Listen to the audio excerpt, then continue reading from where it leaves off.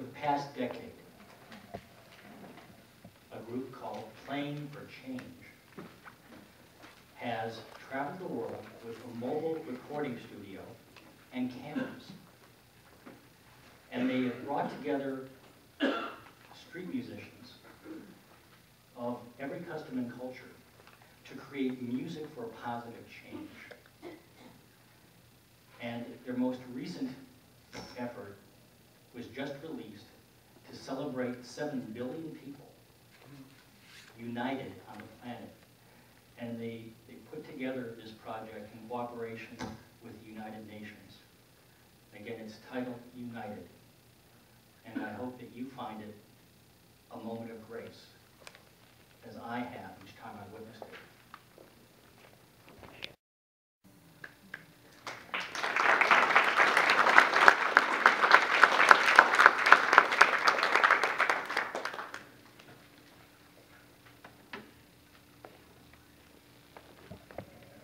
It says so much that words can't even approach. Moments of grace show up in the most common, ordinary places and times of a day. And they show up in the most unanticipated, unforeseeable times and places. In the summer of 1944, a man named G. Peter Ertl was standing in Grand Central Station, New York. And he was standing together with a group of others like him, a German prisoner of war. They were en route to a prison facility in Alabama, and the war was not yet over. And as they stood there, the American passers-by scrutinized them curiously, because it wasn't often that an American here saw a German soldier. And they were standing there dirty, disheveled, and defeated.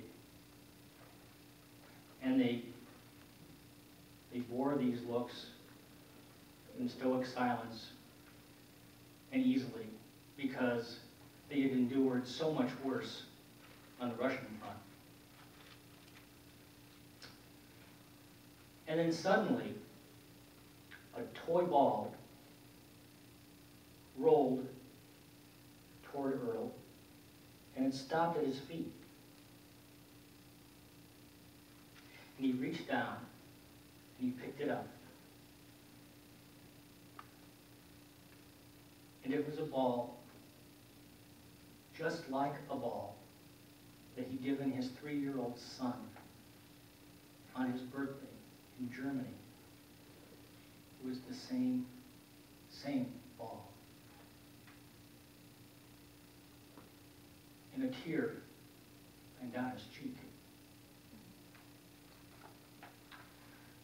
And then a small boy ran up to him, and Ertl slowly reached the ball out to give it back. And the boy said, "You keep the ball. It's yours." And Ertl recalled in that moment all the horrors of frozen death of the Russian front that he carried with him, within him, simply melted away.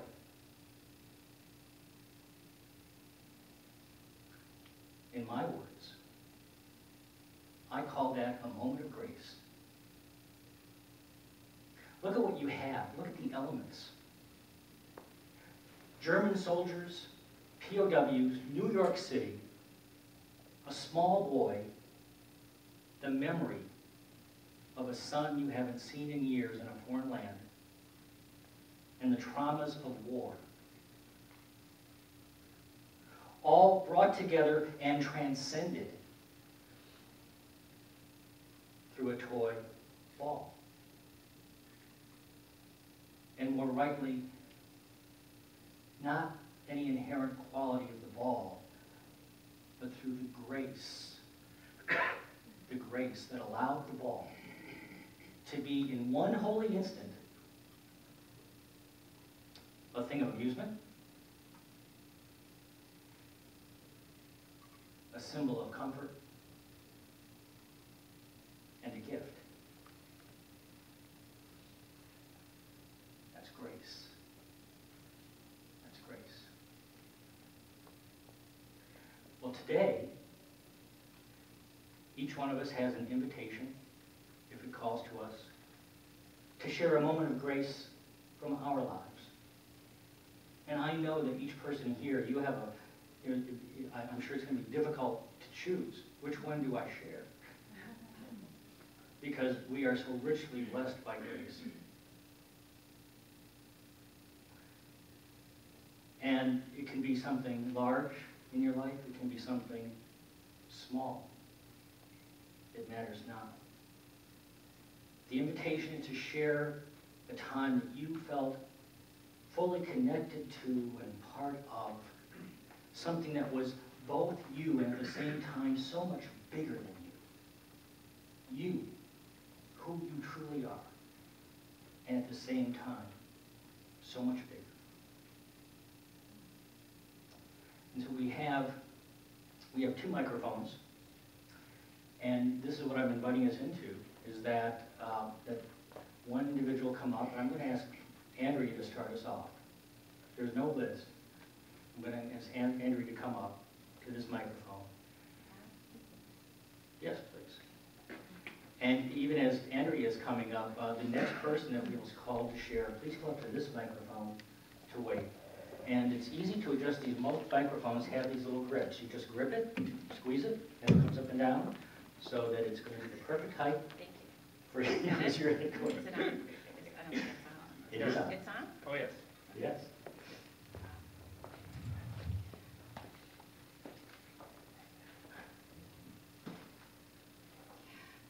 Thank you. I feel this as a moment of grace as well. Thank you. This is called Moving Moments of Grace. About 15 years ago, I became quite frustrated with my mother's constant complaining to me about everything that came into her life. She lived alone after my father's death, an hour's drive away from me. For several years, even though I had a business to take care of and a teenager to raise, I spent at least one day a weekend at her house, helping her with household chores and errands. And though she could drive, pay her own bills, clean her house, and socialize, she remained very unhappy.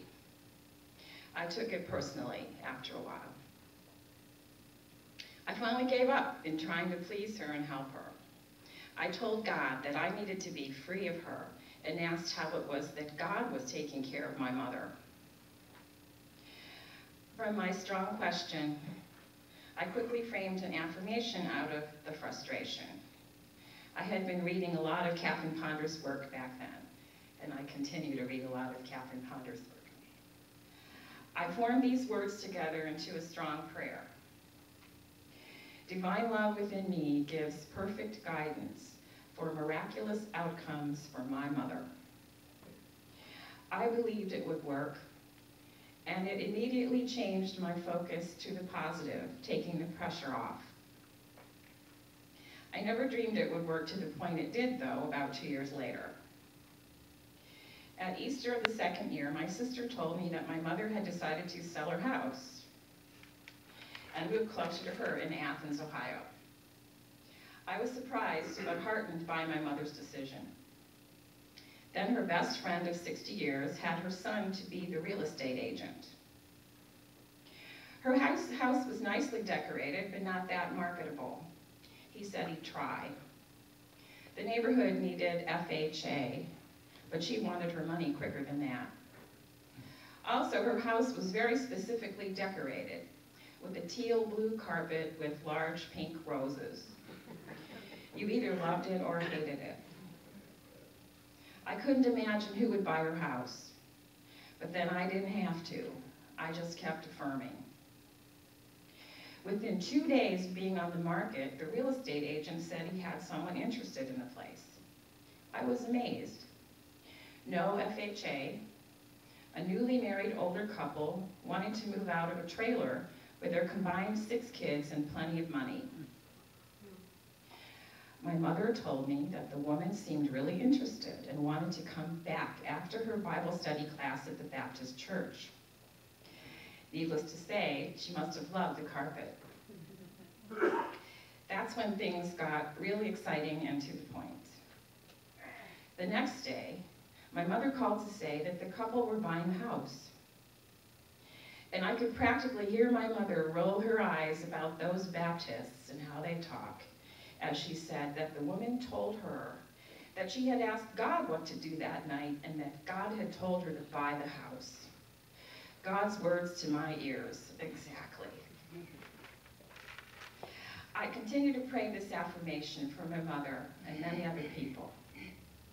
After she moved, she continued to have more positive and fulfilling experiences and purpose. At 90, she inspires her caregivers and has been the subject of several of Ohio University's student papers in a class on positive aging. Thank you, God, my moment of grace.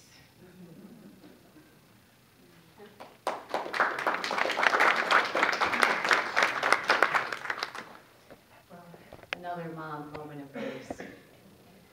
In June, I resigned from my job to take some time to spend with family. And one of my goals for the summer was to find a way to connect with my mom in this chapter of her life where she was battling with dementia. But at that time, I didn't know that I only had 5 days to spend with her. When I walked into her room and saw her lying there, my first instinct was to crawl in bed next to her and to hold her as she had held me when I was little. And so, over the next 5 days, my sister, my niece, and myself, we took turns lying in bed next to Mom as family members came and sat vigil with her during her final days. I'll always treasure the moment when she woke up. She couldn't speak at that time, and she just looked at me with this knowingness in her eyes. I knew in that moment she knew who I was. She couldn't speak, and she blew me kisses. And there was just such a pure love exchange between a daughter and a mother at that time that I will always cherish in my heart. The moments of where she could speak came and went over the next 5 days, and I will remain in awe and wonderment as she looked up the one night and she said, "Angels," and there was just this look of just pure amazement on her face. She said, "Jesus."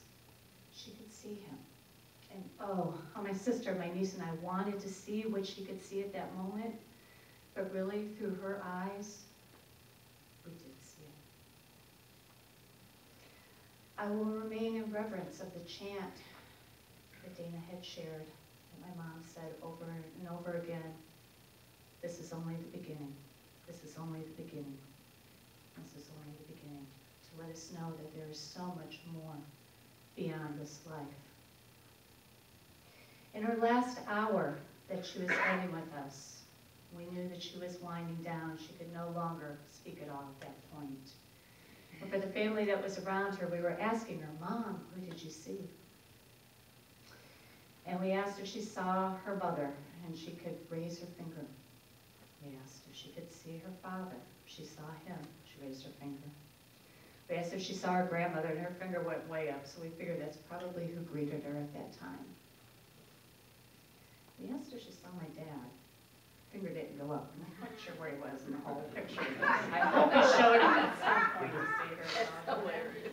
She'd been asking for the past 10 years when her dementia was coming in that she didn't understand why he didn't come home. So she'd forgotten that he had passed away in 1974.